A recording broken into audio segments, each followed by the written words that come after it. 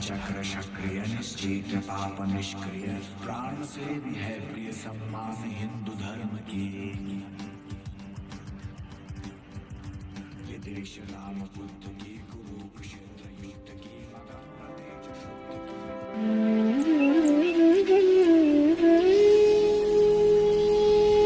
শুভ জাগরণ দিবস ভস্রী বালো।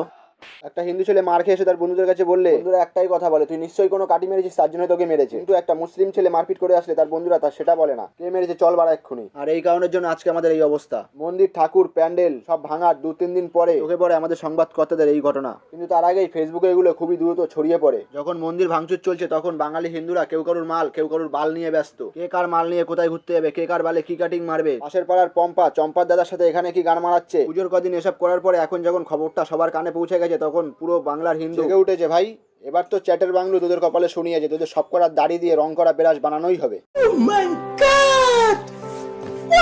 যাই হোক, ঠাকুর ভাঙার প্রধান কারণ হলো কে নাকি কোরআন শরীফ ঠাকুরের পায়ের নিচে রেখে দিয়েছে। এটাকে উল্লেখ করে এই ধ্বংসকাণ্ড। যে কোরআনকে মুসলমান তার জীবনের চেয়েও বেশি শ্রদ্ধা করে ভালোবাসে, সে কোরআন করিমকে সনাতন ধর্মের উগ্রবাদী হিন্দুরা তাদের পূজা মণ্ডপে মূর্তির পায়ের উপর রেখে কোরআন করিমকে অবমাননা করার দ্বারা মূলত পৃথিবীর 200 কোটি মুসলমানের কাকা কোরআন ওখানে কে রেখেছে তার কোনো প্রমাণ এখনো পাওয়া যায়নি, কিন্তু বাংলাদেশ পুলিশ যে কটাকে অ্যারেস্ট করেছে সবকটাই মুসলমান। ঠাকুরের পায়ে নিচে যখন কোরআন রাখা হয়েছে তখন 200 কোটি মুসলমানকে অপমান করা হয়েছে, কোরআনকে অপমান করা হয়েছে। কিন্তু পাতি বাংলা ভাষায় যখন কোরআনে হেগে দেওয়া হয়েছিল তখন অপমান কোথায় ছিল? তখন কেন মসজিদ ভাঙা হয়নি? তাও একটা দুটো কোরআনে না, 16টি কোরআনে হেগে দেওয়া হয়েছিল। আর যেই শুভ কাজটা করেছিল সে হলো একজন মুসলমান, তাই কোনো আওয়াজ ওঠেনি। কি কাকা ঠিক তো? আর কি বললেন উগ্রবাদী হিন্দু? প্রথম কথা, হিন্দু উগ্রবাদী হয় না। কারা হয় অনেক প্রমাণ আছে, শুধু একটা দেখাচ্ছি, বেশি দেখতে চাইবেন না, কারণ এগুলো আপনাদের হজম শক্তির বাইরে। I'm on set. Where you from, man? India. India? Kerala. And who is the other guy? Where you from? Pakistan. Get out of here.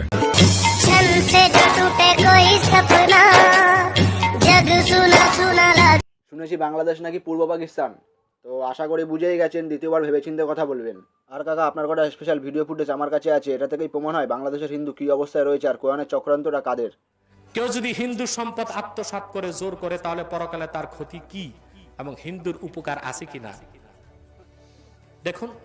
আপনার প্রতিবেশী হিন্দু দুর্বল, আপনি তার বাড়িঘর দখল করবেন, মানুষ হিসেবে তাকে অত্যাচার করলে সেটার গুনাহগার আপনাকে হতে হবে। তবে এই অপরাধের জন্য আল্লাহ যে শাস্তি দেখ, অন্তত আপনাকে জাহান্নামে যেতে হবে না। কাকা হিন্দু দুর্বল না, বোগদাচুদার মতন কথাবার্তা কম বলুন। সনাতন ধর্মে একটা কথা আছে, 100 তোমার 101 আমার, আর এই সেই 101-এর টাইম। আর আমি যতটা জানি আপনাদের মোল্লা ধর্মে জাহান্নামের থেকে কোনো বড় শাস্তি নেই। হিন্দু মানলে আজ যাই হোক জাহান্নামে আপনাদের যেতে হবে না। তো সোজাসুজি বলুন না, মহিষাসুরের পতন আপনাদের সহ্য হয় না, যার জন্য আপনারা প্ল্যান করে দুর্গাপূজাটা বন্ধ করেছেন। আর এই ছাগলের সাথে কম্পিটিশন বন্ধ করুন। বেরাসের দাম কত করে পার পিস রাখবেন সেটা মেসেজ করে বলুন। যেখানে কোরআন রক্ষা করার দায়িত্ব স্বয়ং আল্লাহ নিজেই নিয়েছেন, সেখানে তো আমরা কিছুই না। তবে আমাদের চোখের সামনে কোরআনকে অপমান করা হবে, গায়ে 1 ফোঁটা রক্ত থাকতেও আমরা মুসলমানটা মানতে পারি না। আরে মুসলিমেরা যেটা তুমি আজকে জেনেছো সেটা 1400 বছর আগে জানিয়ে দেওয়া হয়েছে। আর সেই আল কোরআনকে তুমি অস্বীকার করতে পারো, আমরা মুসলমান করতে পারি না। ইসলাম ছিল, আছে আর থাকবে। ইসলামকে মুছে দেওয়ার চেষ্টা বহুকাল আগে থেকে। খুঁজে দেখে আয় মুসলিমেরা, তারাই আজকে মুছে গেছে পৃথিবীর মানচিত্র থেকে।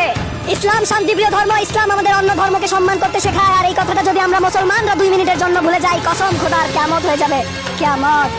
প্রতিটি হিন্দুর কাছে আমার একটাই প্রশ্ন, তোমার পুজো মণ্ডপে মূর্তির পায়ের নিচে আমার কোরআনের কি কাজ ছিল? যদি প্রশ্নের উত্তর না থাকে স্বীকার করে নাও তোমাদের অন্যায় ছিল, মাফ চাও আমার আল্লাহর কাছে। যে দেশের 95% মুসলমান সেই দেশে তোমরা মূর্তি পুজো করো, আমরা মুসলমানরা কিছু বলেছি? কিচ্ছু বলিনি, কারণ আমরা তোমাদের ধর্মকে সম্মান করে এসেছি। তোমাদের ধারণাও নেই কত বড় মুসলমানের বুকের ছাতি।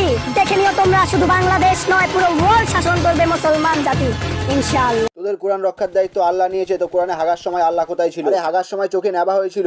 কি বললি 1400 বছর?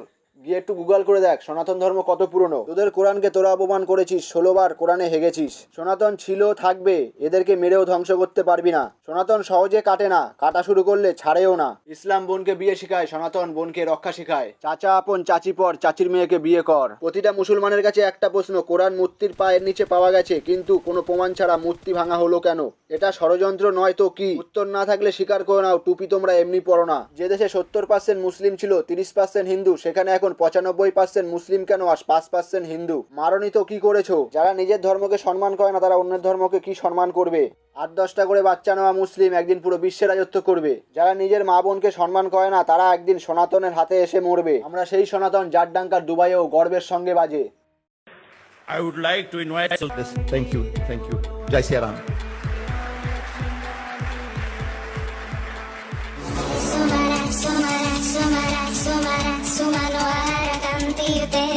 Rajani, Rajani, Rajani, Rajani, Rajani, Karavasravate.